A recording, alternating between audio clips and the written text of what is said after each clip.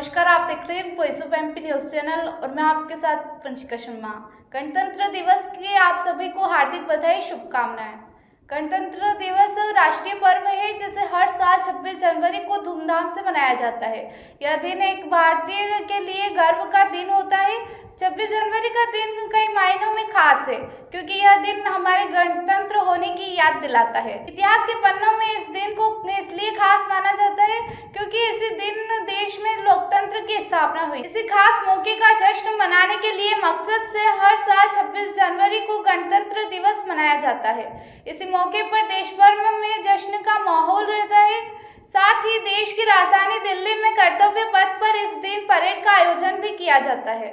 इसके अलावा देश के राष्ट्रपति इस मौके पर राष्ट्रीय ध्वज फहराते हैं। हालांकि लोग अक्सर इस बात को लेकर कंफ्यूज रहते हैं कि आखिर गणतंत्र दिवस पर राष्ट्रपति क्यों झंडा फहराते हैं और स्वतंत्रता दिवस पर प्रधानमंत्री ध्वजारोहण क्यों करते हैं। ऐसे में आज इस आर्टिकल में हम आपको इसी सवाल का जवाब देंगे, साथ ही जानेंगे कि झंडा फहराने और ध्वजारोहण में क्या अंतर होता है। देश इस साल अपना 76वां गणतंत्र दिवस मनाने जा रहा है। इसका मतलब है कि भारत को गणराज्य बने 75 साल पूरे हो चुके हैं।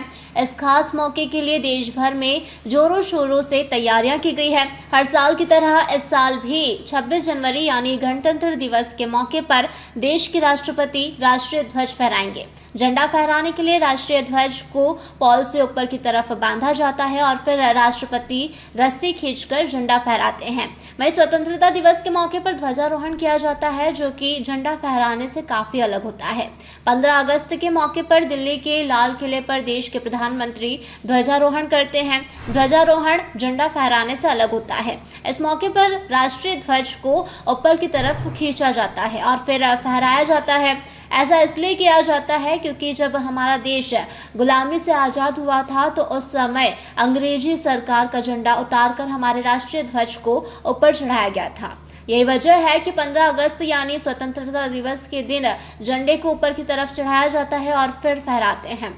अब दूसरा सवाल जो अक्सर लोगों के मन में आता है वह है गणतंत्र दिवस पर राष्ट्रपति और 15 अगस्त को प्रधानमंत्री क्यों झंडा फहराते हैं। दरअसल ऐसा इसलिए होता है क्योंकि जब 15 अगस्त 1947 में देश आज़ाद हुआ था तो प्रधानमंत्री ही उस समय देश के मुखिया थे।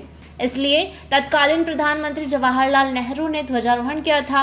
वहीं गणतंत्र दिवस के मौके पर जब 26 जनवरी 1950 को संविधान लागू हुआ तो उस समय डॉक्टर राजेंद्र प्रसाद राष्ट्रपति पद की शपथ ले चुके थे, इसलिए वही देश के संवैधानिक प्रमुख थे। ऐसे में उन्होंने पहले गणतंत्र दिवस पर झंडा फहराया था। तब से लेकर आज तक यही परंपरा चली आ रही है। ये था अब तक का अपडेट। लगातार ऐसी तमाम जानकारी और अपडेट्स के लिए बने रहिए वॉइस ऑफ एमपी के साथ।